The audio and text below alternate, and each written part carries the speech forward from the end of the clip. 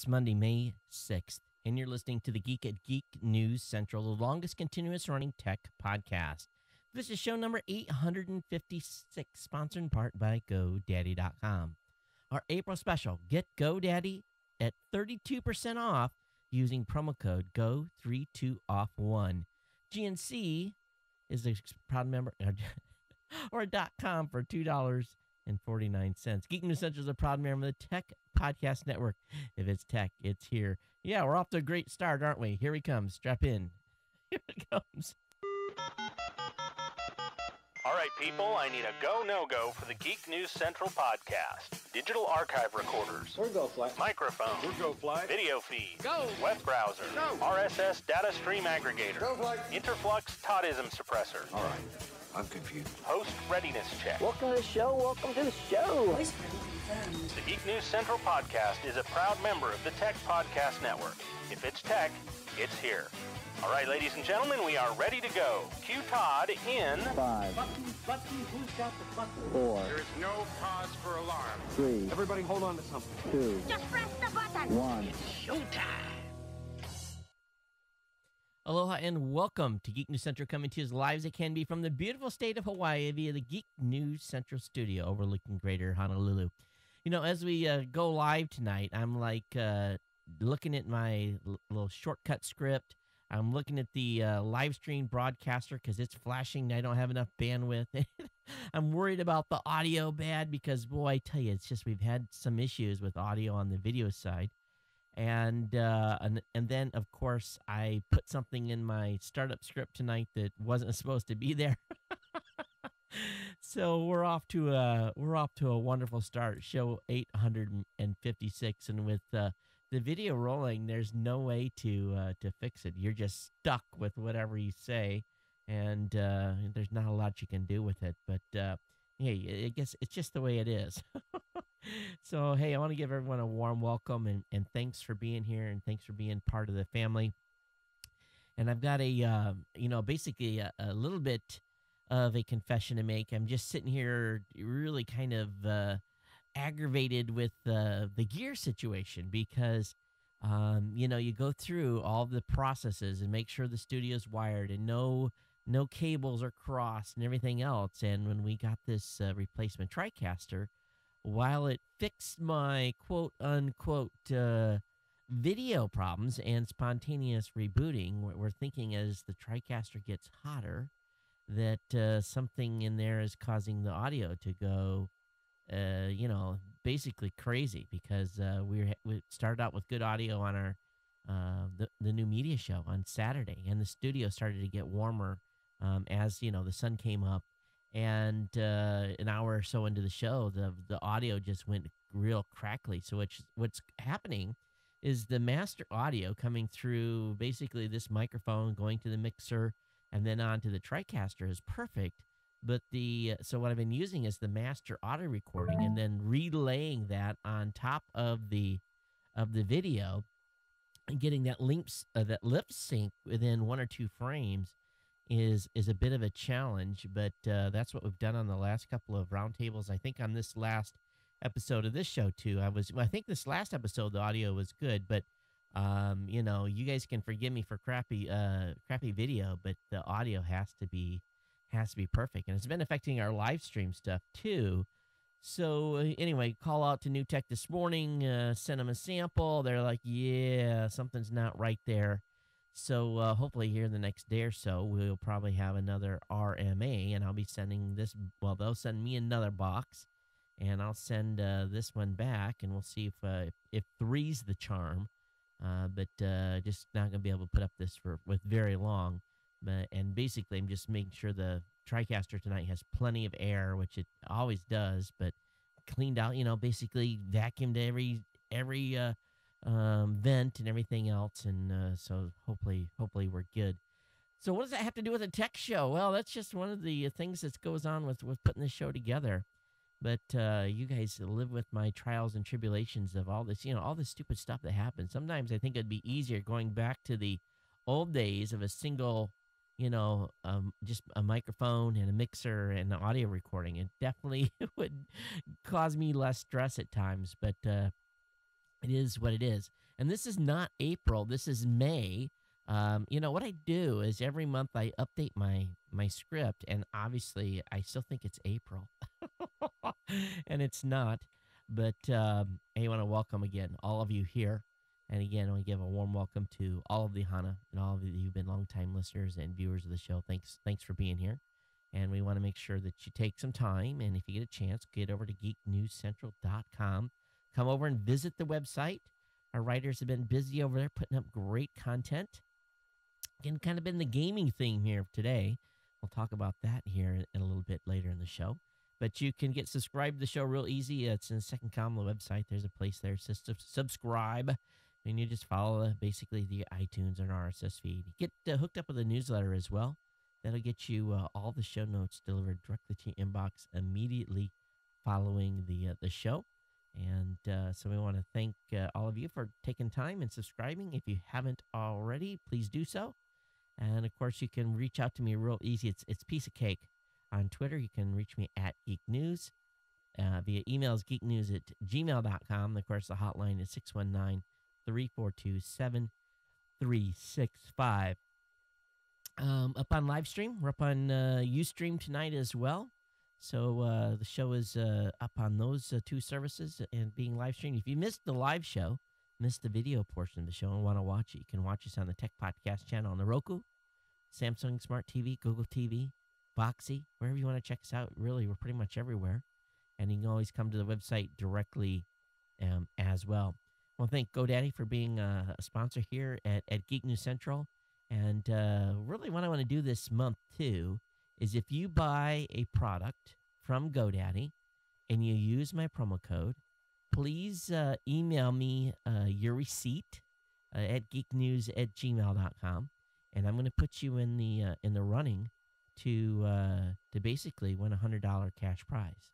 So if you buy a product on GoDaddy this month using one of my promo codes, please send me an email with the receipt. If you need to, basically just take a picture of it if you want, screenshot.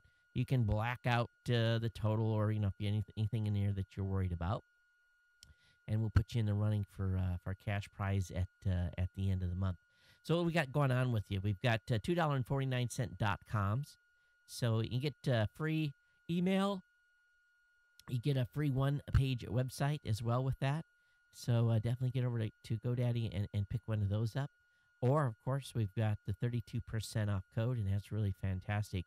You can find all of my promo codes, and this is really the important part, by going over to geeknewscentral.com/GoDaddy. All the codes are there. That 32% off code, you can use Go32Off1 is the code for that, and our $2.49.coms is Geek249. Want to welcome Dale and Spitballs into the chat room. Thanks, you guys, for jumping in there this late time at night. I want to appreciate you guys for jumping in. But to tell you, I want to thank GoDaddy here for being a longtime sponsor, and definitely check them out over at GoDaddy.com. Let's see here. What else is going on? Got to meet a podcaster out of New Zealand today. And got to had lunch with him, and had a great discussion with him. He runs a network of shows, and you can find him at globalvoicemedia.com. They do the New Zealand Tech Podcast, NZ Tech Podcast, and they're a leading tech and gadget podcast down in New Zealand. They've got channel partner podcast dedicated to IT resellers. They got the Windows Phone NZ, Office 365 NZ, Ultra Fast Broadband NZ. For any New Zealand listeners out there, you're definitely going to want to check them out. But again, Global Voice Media, you can find all their show links and stuff. And he's down in Auckland, but had a great lunch, had a great discussion. Him and his wife are here in Hawaii on holiday and having a nice time. So, it was nice to hook up with him and have a nice chat. Also, we had this past Saturday on the New Media Show, we had Paul Colligan on. And for those of you, I didn't really 100% know what to expect with Paul. And Paul's got a new book out. And it's basically about YouTube. And so had a great discussion with Paul in his YouTube strategies book. So if you're doing anything on YouTube, this is a great 99-cent ebook. He's going to have the price down for, I think, another day. We did some giveaways. So if you listen to the new media show, you're going to be getting a free copy of this ebook from Paul, from me. I'm going to be picking up the tab on that. But definitely check out the new media show and the YouTube strategies digital ebook by Paul Colligan. We had a great time talking about the new media space and where he feels everything's going, and had a great time with the discussion, of course, with my co-host Rob Greenlee as well. There's a cable here that I'm messing with underneath the underneath the counter here as I'm doing the show. I'm wiggling this thing, and there we go. Did I find this? No, I didn't find the sweet spot. This thing is going to get ripped out and thrown in the trash afterwards. It gets to a certain point where these cables last me about 6 months, and you guys have been here when I've talked about these stupid things, and basically it's my own fault. I roll over the thing with my chair from time to time, and it just doesn't want to cooperate and stay connected. It gets to a certain point, and the connector just gives up. And it's usually this right ear that's always MIA from a feedback, and it's just one of those little annoying things that drives me crazy when I'm doing the show. So anyway, that kind of wraps up. Nothing else really critical happened around here. Just had a nice nice weekend with the family, and here in the Japanese culture celebrates what's known as Boys' Day. And so Sunday, spent some extra time with the kids, kind of doing what they wanted to do. But Kids' Day, Boys' Day / Kids' Day is a pretty big event in Japan in that culture. So basically honored that. If any of you were out and about over the weekend, you may have seen someone flying some interesting flags, and they look like carp. And that's you can kind of tell that's a Japanese family's home. They fly that carp flag leading up to Boys' Day or Kids' Day here in the U.S., and then for a few weeks afterwards as well. But if you see those out and about, you'll kind of know that there's probably at least one of the people in that family is Japanese. So what else is going on? I guess that's it. Let's go ahead and roll into the regular content tonight. And again, if you've got comments about the show, please reach out to me on Twitter at Geek News, geeknews@gmail.com, and of course the hotline at 619-342-7365. Citrix GoToMeeting is off for the next couple of weeks, so no double ads for you. So that's going to make for a quicker get into the content time. So we definitely want those of you that want to help us out here while we're down to one sponsor for a couple of weeks, help us out becoming an insider. That's always definitely appreciated. All right, let me go ahead and load up Chrome here. And let me start off by, what is that? I don't know where that double beep is coming from. Every once in a while, I hear that. It's something on this PC that's, I think I know it. I think it's Hootsuite that's going to sleep. It's reminding me that let's close you. And that way we won't hear you beep at us anymore. All right, so let's start off with the first thing I think today is the biggest piece of news out there. Adobe has decided to kill Creative Suite and has gone subscription only.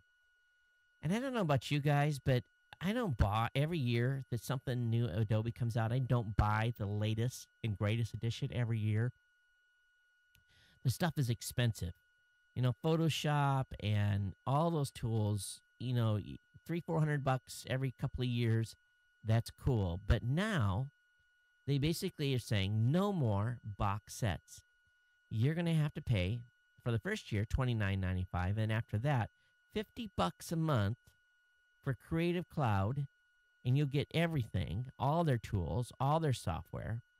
But it really pisses me off that they have decided to kill the box sets. I don't need all their stuff. I only need just a couple of things, and $600 a year for the pleasure of using Adobe products. Sorry, it's not worth it to me to do that. And I really think here this is a slap in the face to the large majority of folks like me that don't need their full suite. I've been loyal in buying Photoshop.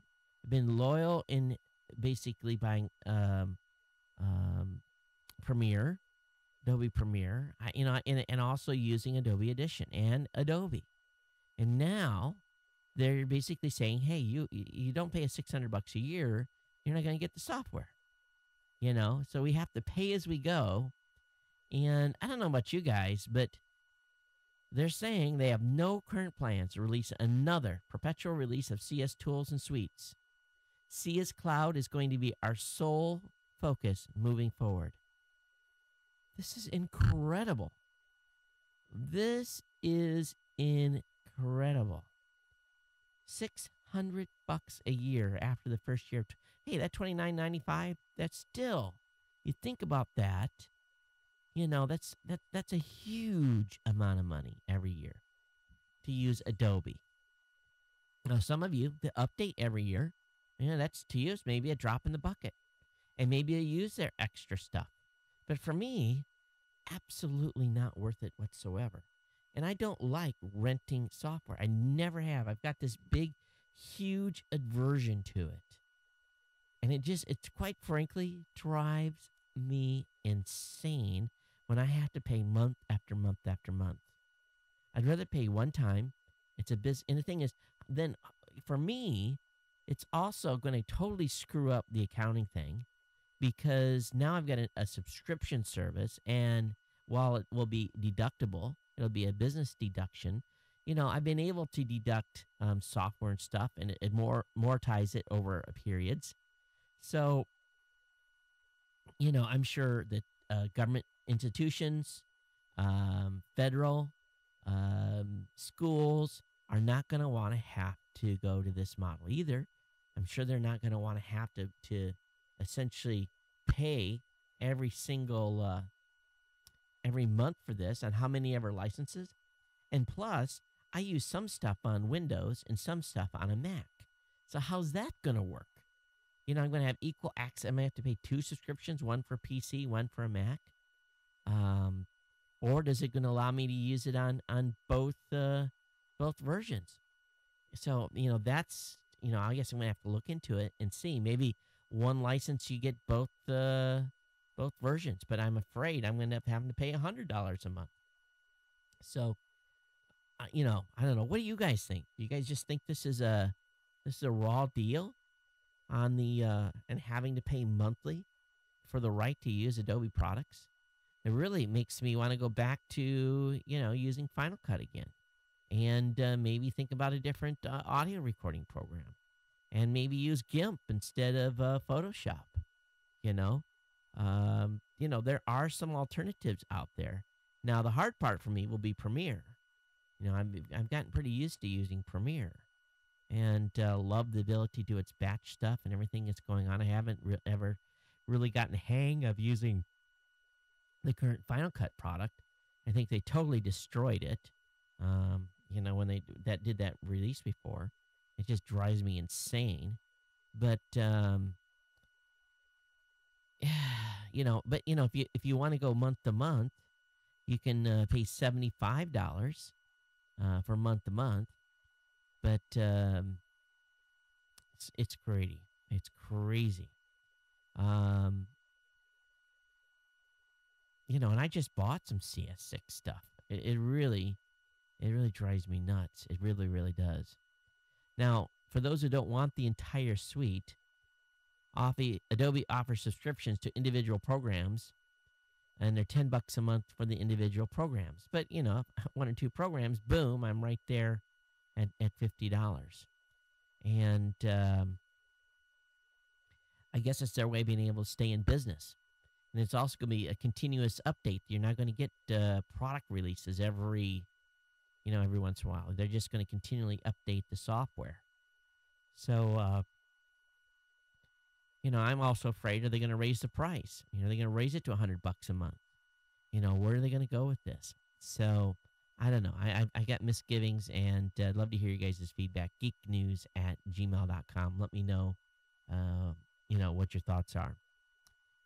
Moving into more media news, Arrow has struck back. They've basically filed a new lawsuit against the broadcasters. They were proactive here. And, Arrow's a controversial service that beams over-the-air TV to mobile devices, is going on legal offense against the broadcasters that are trying to shut it down. On Monday, Arrow asked U.S. District Court in Manhattan for an order stating that it does not infringe on the broadcaster's copyright. So we know they won a recent appeal to that court ruling on the same issue, and they're getting ready to roll out into Boston, and they want more solidity in their court decision. So what is really going on here? One copyright expert familiar with the issue basically said Arrow's decision to file a separate declaratory judgment action at this stage is unorthodox. They've prevailed on a preliminary injunction motion at the district and circuit court level, which means that both the Southern District and the Second Circuit have ruled they're likely to succeed on the merits. So it's unusual to seek a declaratory judgment on the same issue. But maybe they're just so worried about this stuff going forward that they are they want basically more power. And of course the folks from the NFL, NBA, and NHL and Major League Baseball have all basically saying that they don't like what Arrow's doing either. So they are, they think this is ultimately going to end up at the Supreme Court, and we will see where this rolls. But we could end up with a patchwork of decisions resulting in Arrow being legal in half the country and forbidden in the other half until then. So we'll see. This is a great game over the future of TV. And the broadcasters have a lot to lose, a.k.a. the broadcasters, not the cable folks. The broadcasters, but the cable folks are next. Verizon, this is something that just is going to blow many of you away. Let me take a shot of Red Bull here.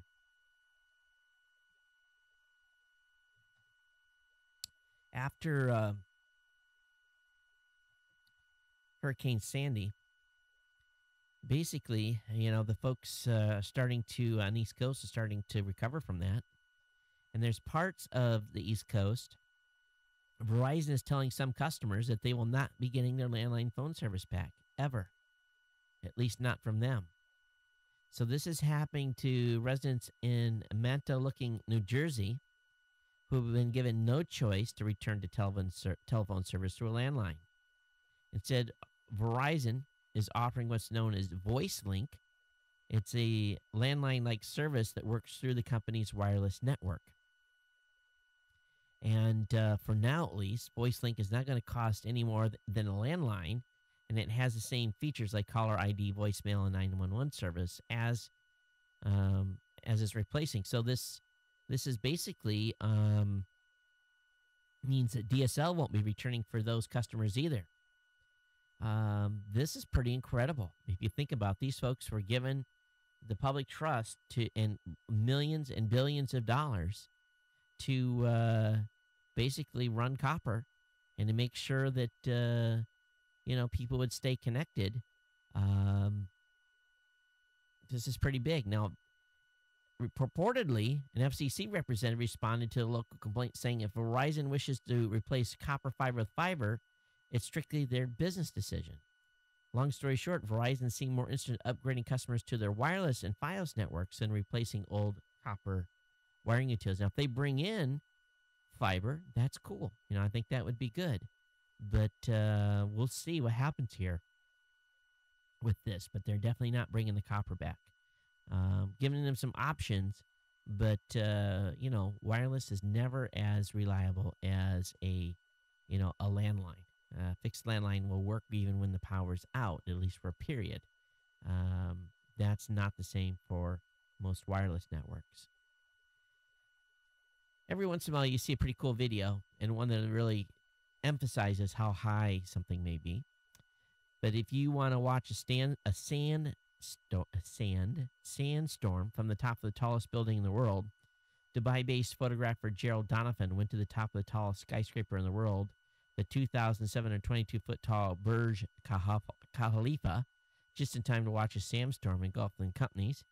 And he captured the video from the top of this thing. And I tell you, looking at this, looking down on everything else, it looks like you're in an airplane, really. You don't think 2,700 feet's that high, but when you're, few feet from just, being able to step off the side, it's a pretty incredible video. So I'll have the link up for you to check out.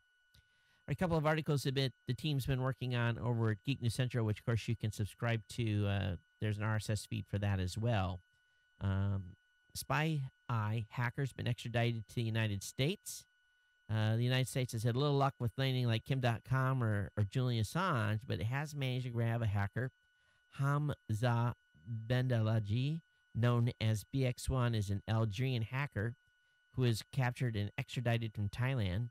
And he was arrested back in January while moving through Bangkok airport on his way to Malaysia. So basically, he is accused of hijacking customer accounts at more than 200 financial institutions using the Spy Eye program. A total of $100 million over the past 5 years have been basically scammed out of people's accounts. And but they basically got him back in the United States. He faces 23 charges from a 2011 indictment, and he arrived in Atlanta on Thursday. Was arraigned on Friday, and he faces up to 30 years in prison and as much as a $14 million fine. So they got this guy, but of course that's a stock photo. That's not actually him that was up on the video. I want to thank the folks at Big Stock for that photo.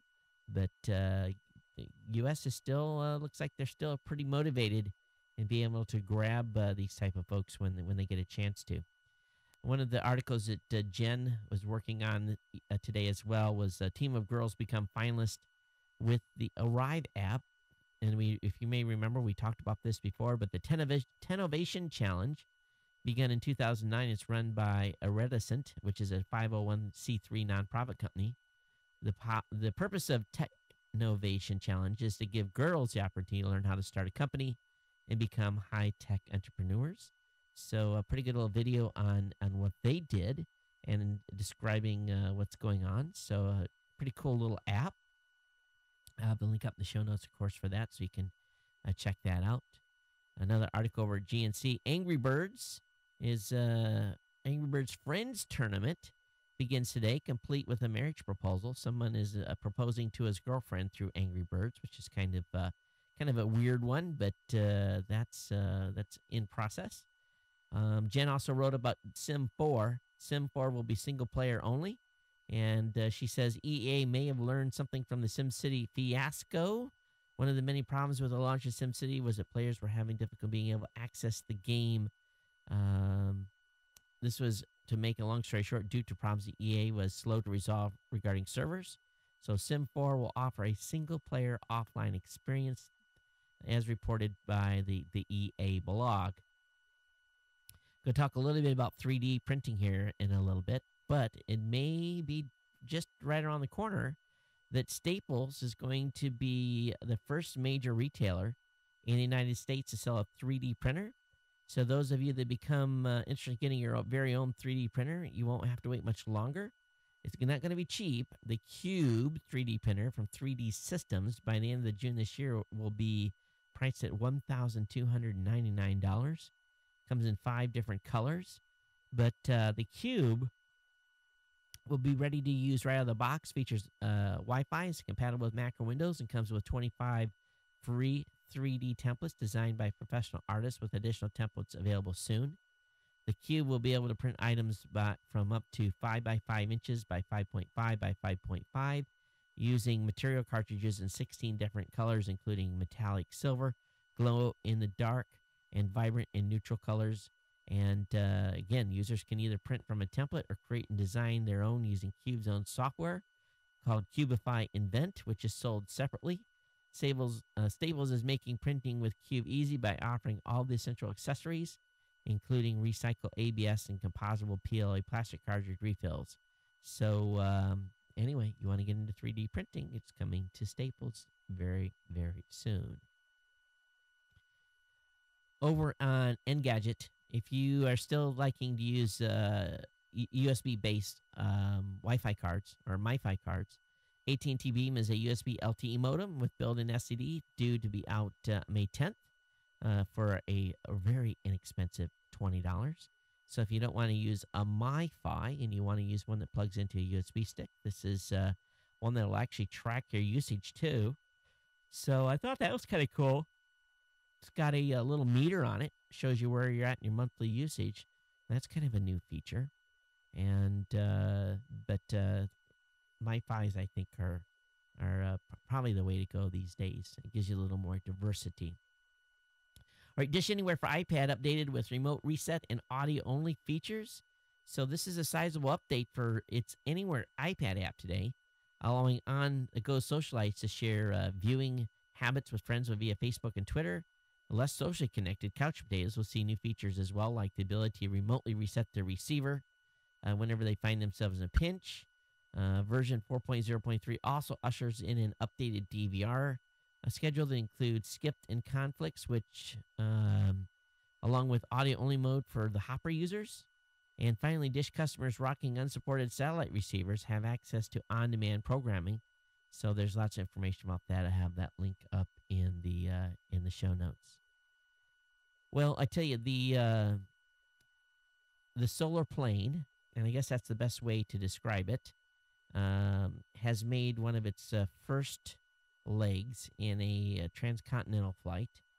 It took 18 hours to get from San Francisco to where did they fly? To Phoenix. So, I think you could almost walk there faster, but just kidding.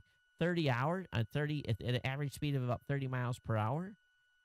This is the first leg of Solar Impulse's epic cross-country flight. Went very smoothly. And this thing's got a pretty cool set of lights on it. It's can you imagine that coming at you? And I'm sure there's going to be some USB, USB. What am I thinking? USB UFO reportings. Someone's saying in a chat room that the date and time on the LED scroll bar needs to be corrected. Yeah, I know it does. I actually found the disc for it, so we'll be able to get that fixed. I think it says 1969 or something like that, right? The date or time. It's been broke for a while. Well, we talked about that angry patent lawyer recently. Well, he was so upset about being wrote about that he started a blog and basically did some more ranting. So this guy, definitely don't want to hire this guy for a lawyer. Andrew Schroeder, if you ever run into this guy from a lawyer aspect, run. Don't let him even look at your stuff.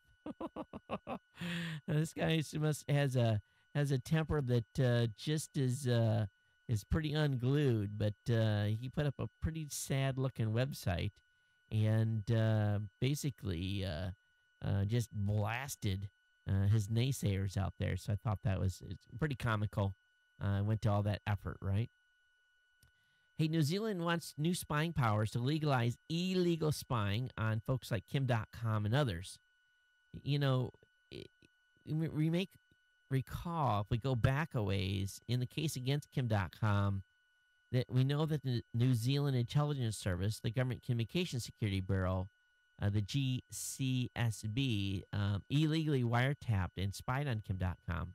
So the GCSB's mandate is that it can only spy on foreign communications, but it has raised a lot of questions about its role in the whole matter. And when, basically, at this point, they're asking for this to be changed. They're asking for some changes to the law to make it easier to spy on citizens and others in the country. The new proposal would allow domestic spying on citizens and residents, and if approved by the Prime Minister, Prime Minister Key. So this is an interesting move here.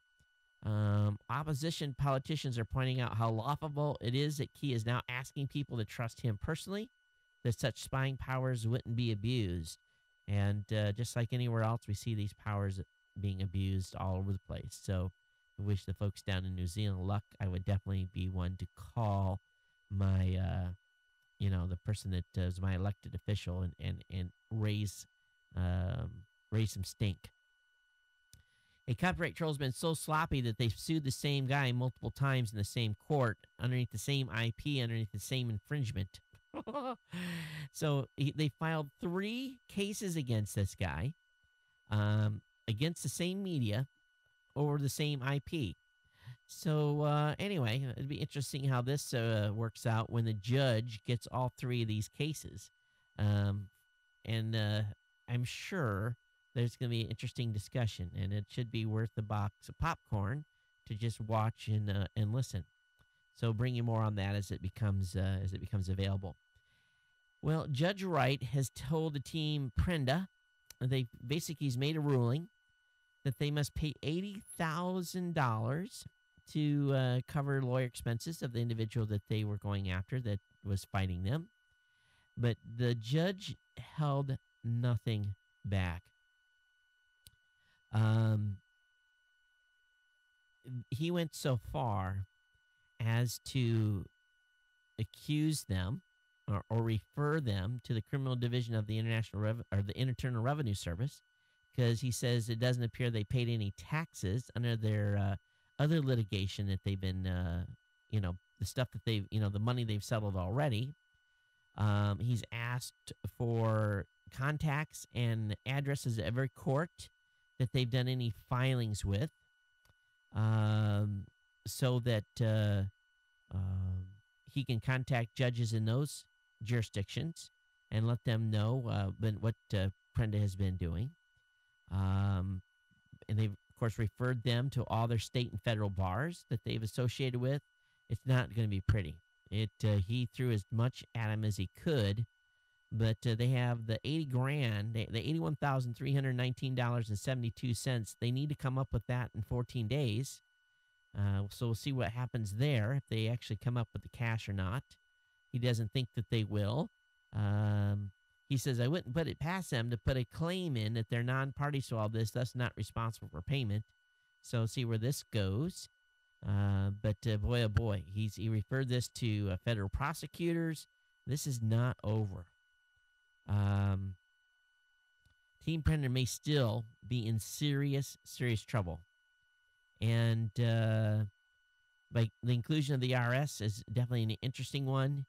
And but we'll see where this goes. But usually when a federal judge asks another federal agency to do something, generally the feds follow through. So Team Prenda has not had their last hurrah here.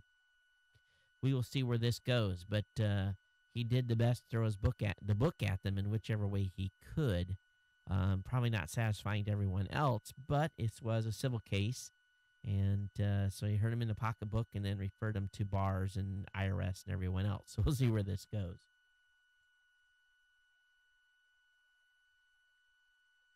Bill Gates made a comment that iPad users are frustrated that they can't type or create documents. Hey, Bill, I've got this thing here. It's called the Shark. And it's a nice little keyboard. It's it basically my iPad sits in it, actually folds into it real nice. So it's a nice flat, nice little case. And you know what I can do with that? I can do documents, and I got a nice little keyboard here. If I need to do anything on the screen, I just touch the screen and move around.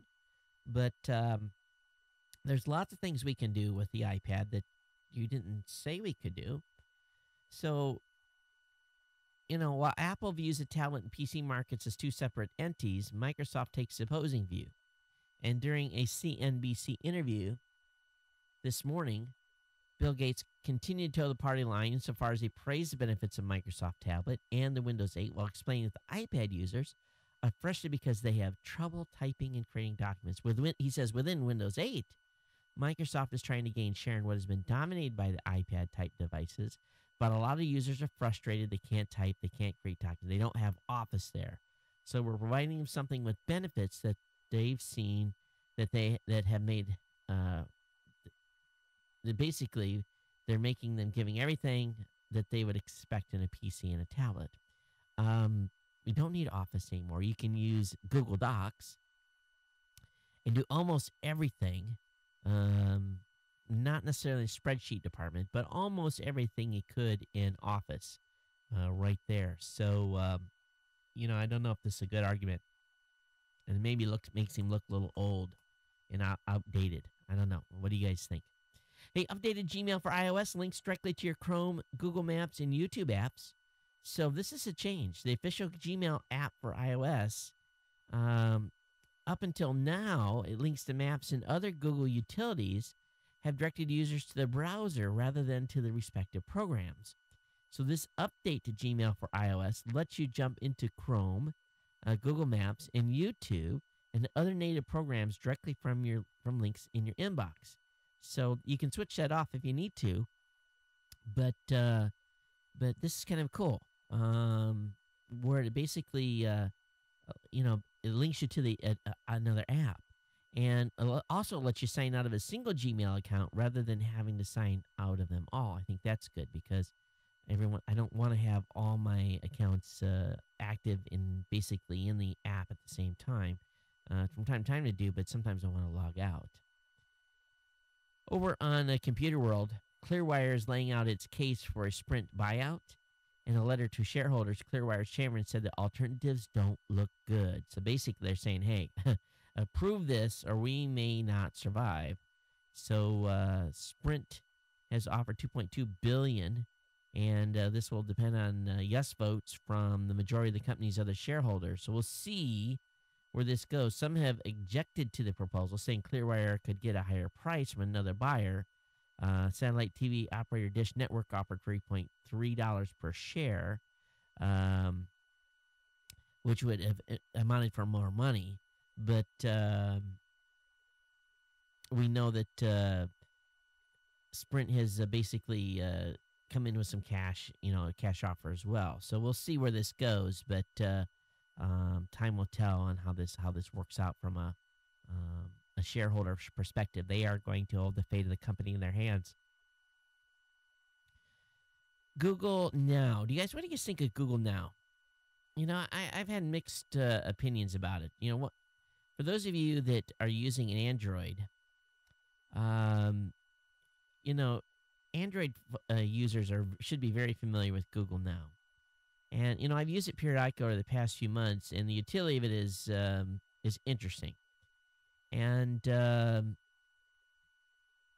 Google Now service is pretty useful wherever you're at. On trips, it changes information.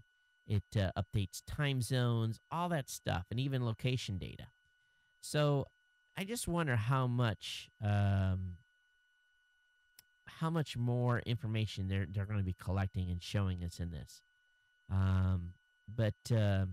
Anyway, let's love to hear your guys' thoughts on Google Now and how much you've been using it on your mobile devices and or on your desktop as well. But I don't know. Sometimes Google Now creeps me out just a little bit. What do you guys think? Moving on here, there's a good article over on the BBC talking about this new 3D gun. You guys hear about this? Well, this 3D gun is been made by a guy down in Texas. And this is the world's first gun made with a 3D printer. And it's been successfully fired. And this is, this was forthcoming. We knew this was going to happen last week. But the group spent a year trying to create the firearm. And they successfully tested on Saturday at a firing range south of Austin, Texas. And law enforcement obviously is a little bit nervous about this. As part of the design, they did include a requirement to put in a metal plate so that it would be able to be seen by a X-ray machine. So, but so far, they already do this. Now, the gun was made on a 3D printer that cost $8,000 that they basically purchased on eBay.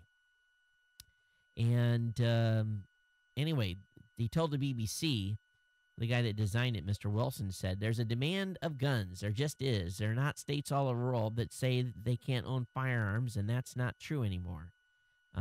He says, "I'm seeing a world where technology says you can pretty much be able to have whatever you want. It's not up to the political players anymore." And if he asked, he felt any sense of responsibility about those who this gun may fall into that may use it in an evil way. He says, "I recognize that this tool might be used to harm other people. That's what the tool is. It's a gun. But I don't think that's a reason not to do it or a reason not to put it out there." Now, if this guy could have done this, anyone with, could have done this as well, any government agency. But they show the test firing of it. It basically they shot a 22. And there's quite a bit of information on this online, but I just thought it was curious. The thing that scares me about this is that a traditional gun, going through an X-ray, it's pretty much obvious what it is. This, because it's plastic, is not going to be so obvious. And I don't know. I don't know where this is going to lead, but it could be used for an area. Basically trying to beat security at airports and stuff like that. So only time will tell where this shows up. But, getting through X-rays at courthouses and all kinds of different places where a gun in a courtroom or something like that would not be good. And while this thing's only a single shot, someone with enough motivation trying to hurt someone, a single shot is all it's going to take. But anyway, we'll see where this leads. I'm sure it's going to lead to more legislation. But at the same time, the genie's out of the bottle. I don't know how they're going to be able to put this one back in. Netflix says it's killing BitTorrent traffic.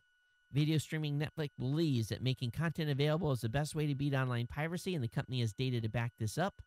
Netflix Chief Content Officer Ted Sandros reveals that ISPs are noticing a drop in BitTorrent traffic every time they launch in a new territory. The best way to combat piracy isn't legislatively or criminally, but by giving good options. That's kind of interesting. A new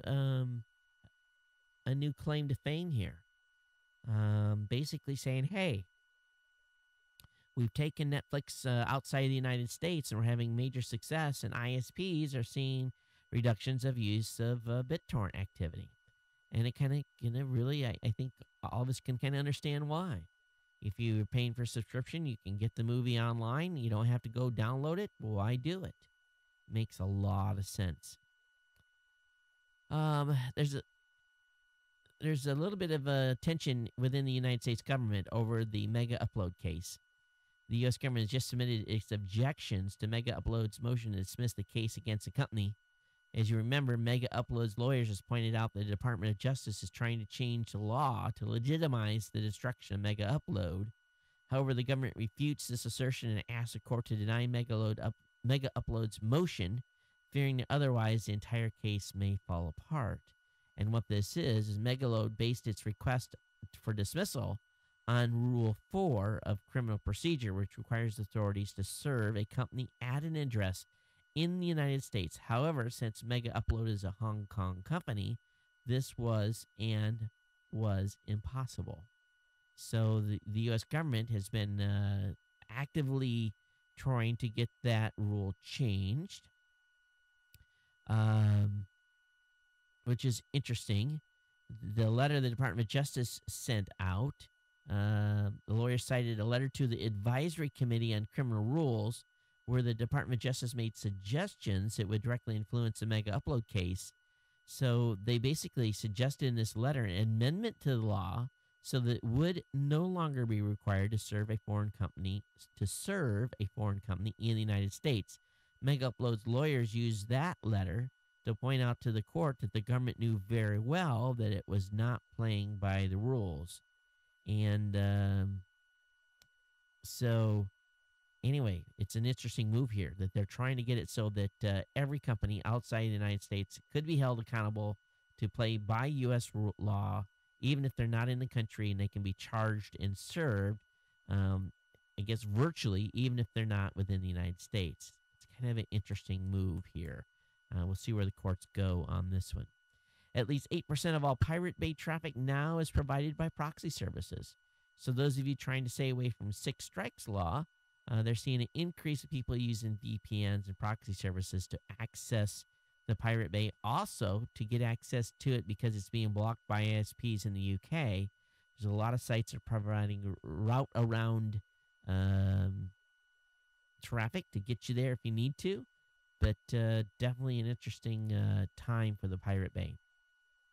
And another interesting development, uTorrent and BitTorrent have rejected what they're calling high-risk VPN ads. Now, BitTorrent has been trying for a while now to legitimize BitTorrents. And so they did not want to accept advertising from TorGuard or some of the other DNS services or VPN services.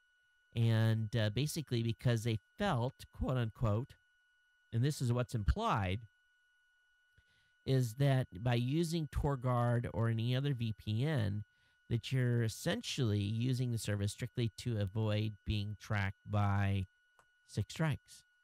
So it's an interesting thing that the folks at BitTorrent have done. They've rejected ads from those high-risk VPNs and asked them to change their messaging and remove anything that had like Tor or torrent in it, any reference to, basically working around the system to bypass, ISP sensors and so forth. So interesting move here by the folks at BitTorrent, who have, of course, the owners of uTorrent, who have basically made this decision. And it kind of goes against the community a little bit. So time will tell how this plays out. Last article on Torrent Freak. Busting world's biggest movie pirates made piracy worse. And there's a great read. It'll probably take you 5 or 6 minutes to get through. But it talks about how the United States, when they busted one of the most important piracy release groups on the planet, what happened after that. And talks about, of course, the punishment that those folks got in prison from 23 to as high as 60 months. And then it talks about what really happened afterwards and where people were, doing different things to get access to movies when that movie release group went belly up, or actually got thrown in the slammer. So anyway, we'll have the link in the show notes for that. But it's a good read on, if they'd have just left well enough alone, it may not have seen this huge increase in movie piracy.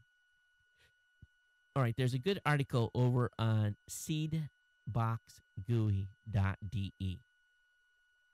And it talks about TorGuard and BT Guard and a variety of different VPN products and that are available and for you to take a look at. Talked about that a little bit here on some of the stuff that uTorrent was doing and refusing their advertising.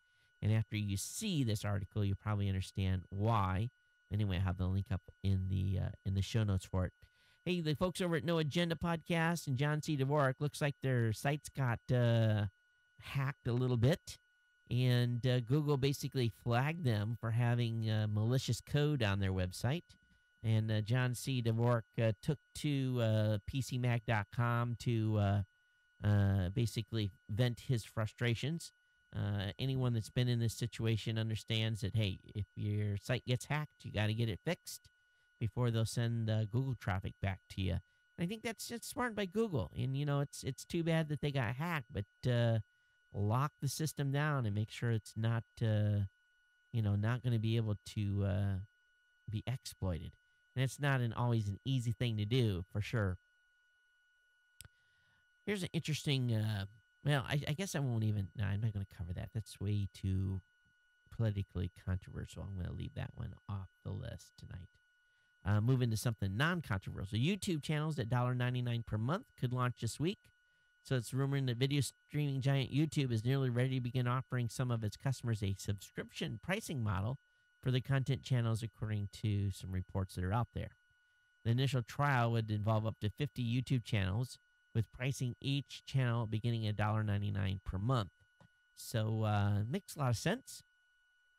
At $2 a month seems to be the sweet spot. A lot of people are willing to pay for content. Also, it appears that there's another Internet Explorer 0-day attack being made on U.S. federal workers. And we know that attacks exploiting previously known issues are always bad, but when you have an unknown 0-day vulnerability, really people are, and it's being exploited in the wild. It really sets people up for some bad things to be hijacked. And there's a lot of labor departments, the Department of Energy, and a variety of people that have been hit by this. And they think that they were targeting specific U.S. nuclear workers, which is kind of scary. But just another thing to watch out with is IE and where you've been with the browser. Thinking about buying one of these Fitbit Flexes. Any of you guys got this thing? If any of you used it, I'm looking for something. I want it to be something that's good, that works.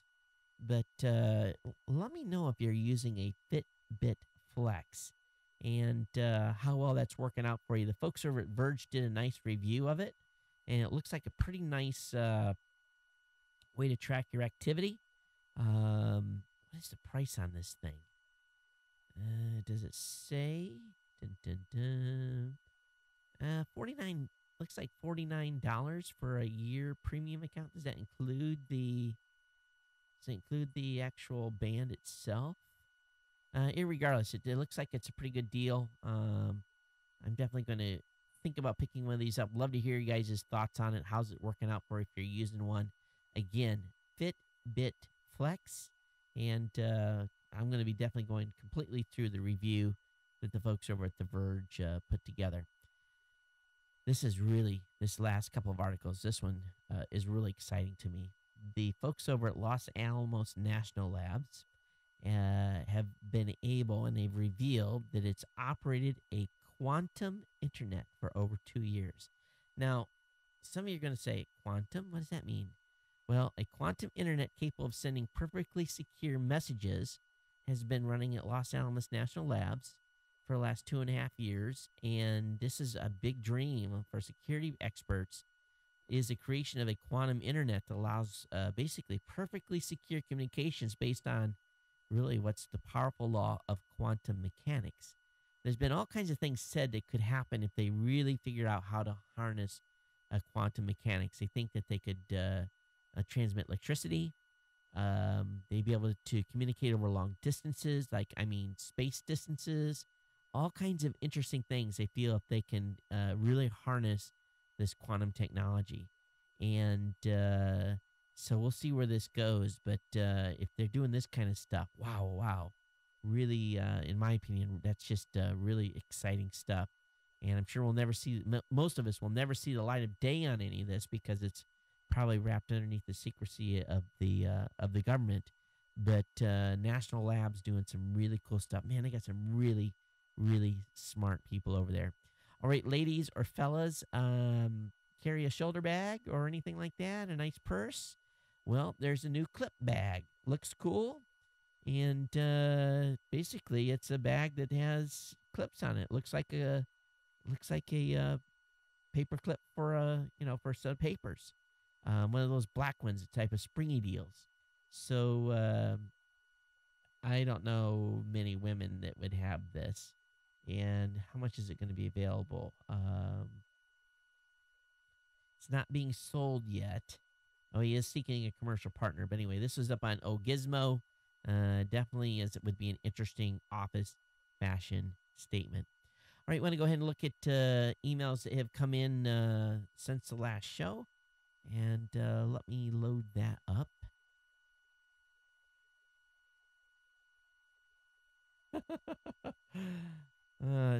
Okay, someone was saying that, come on, irregardless isn't a word? Sure it is.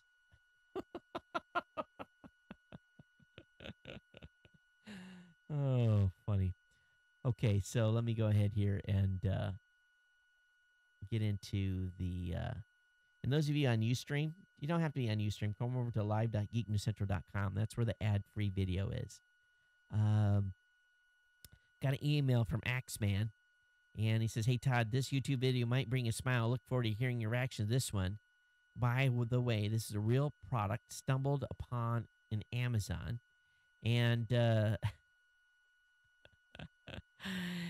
it's called Man Groomer Business Wipes. Flushable, moist man wipes, engineered for men, executive scent. You've got to be kidding me.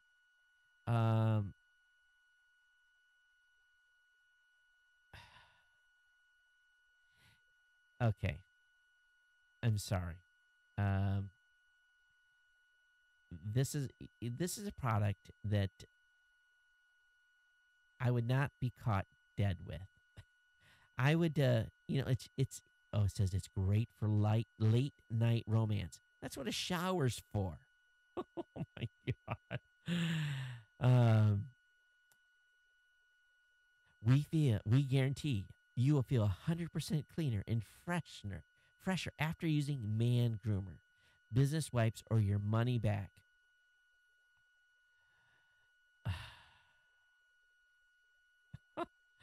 This has got to be a joke, right? Is it April Fool's? All right, I'll look at the link in the show notes. Got an email from Jeff. He says, "Hey Todd, next Xbox won't force users stay online to play games, so thanks for that." Got an email from Near. He said, "Hey Todd, your frustration with negative people came across well. However, such people are not worth spending a single minute of your podcast. Although I understand that you had to vent. Life is way too short to waste on negativity. Your followers and numbers of people that download GNC twice a week are the people that appreciate the excellent show that you produce for us. The numbers speak for themselves. Keep up the great work, Near." Near, thanks for that. I appreciate it. But, man, sometimes you just got to vent. I appreciate it. Got an email from Chetta. Say, "Hey, Todd, we have Easter now in Romania. I wanted to take the chance to thank you for the show that you do and the emails you send us with the show notes. Have a great weekend ahead. Thank you." Okay, so we have Easter now in Romania. What did I ask? Who has Easter? I would expect any country that has any Christians whatsoever in it would have Easter. So, but thanks, Chet. I appreciate that. Got an email from Max. He says, let's see, was this one? What date was this? Was this on before the last show? Yeah, this one here. Nope, came in, so I already read this one. So that was it for the email, geeknews@gmail.com. I didn't even check the hotline to see if anything had come in. Let me look. How are we doing for time tonight? We're doing okay. So let me blast over and double check real quick and make sure that nothing came into the hotline. And a couple of great calls the last show. Appreciate you guys. Let's see. Let me go ahead and log in. Dun, dun, dun, dun. And no new things to the hotline, but you can, if you want, pick up that phone or Skype 619-342-7365. Leave me a comment, and I'd love to hear from you on your thoughts on the show. Tonight was a little weird, wasn't it? Off to a rough start. Everything. How's the audio? Is audio still hanging good? Is it been the audio been fine tonight? Has the did it get buzzy at all, or is it just still as good as it was earlier? I definitely think it's a heat related issue, and the studio is cool tonight, of course. So weather here in Hawaii's been kind of weird. It's been raining, rained all weekend. I don't. I'm not complaining at all because we can always use the rain. We've been short for, basically way below average for a number of years. So any that we get this time of year is fantastic, because soon we won't get very much rain whatsoever. It'll kind of dry up here, and parts of the island will turn brown. Yes, Hawaii is supposed to be a tropical paradise, but we have sections of the island that without irrigation, when the rains kind of quit coming, it just gets almost deserty. And the leeward side of the island always gets rain. It's always green, but over here we don't get as much. Someone says audio is very low. Okay, thanks for that. At least it's not how should we say it, buzzy, and that's what we had a couple problems with in the past. But all right, this is going to wrap me up, folks. Thanks for being here, and we'll have the show online available, be downloaded via iTunes or your favorite podcatcher. here in a little while. So definitely get over and get subscribed to the show. We want to thank our good friends over at GoDaddy for being a sponsor here. Don't forget about the $2.49.coms. And again, you can get that by using the promo code GEEK249. You can come over to geeknewscentral.com/GoDaddy, get all the promo codes there, including the 32% off your total new order by using Go32Off1. And do want to say one thing today is I had this guy email me. He was selling a domain, a podcasting domain. And he says, I've got such and such domain for sale. And I'm like, how much do you want for it? And he told me. So I said, okay. So I went over to GoDaddy. I opened up the auction section. I typed the domain in. And there it was, buy me now at about half the price of what this guy was asking for. So I clicked buy me now, bought the domain, waiting for it to transfer in, and saved myself 50% and got a really, really good domain.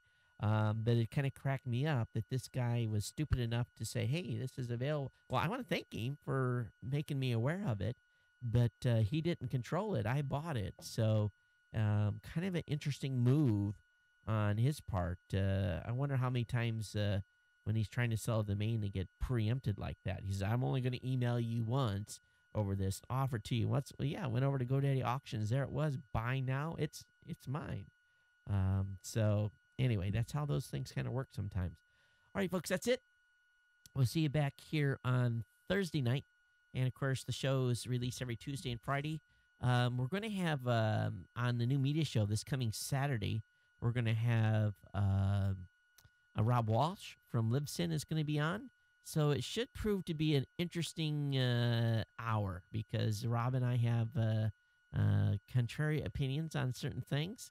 And it should be a nice, how should we say, earnest discussion about the new media space. So have Rob on this coming Saturday on the new media show.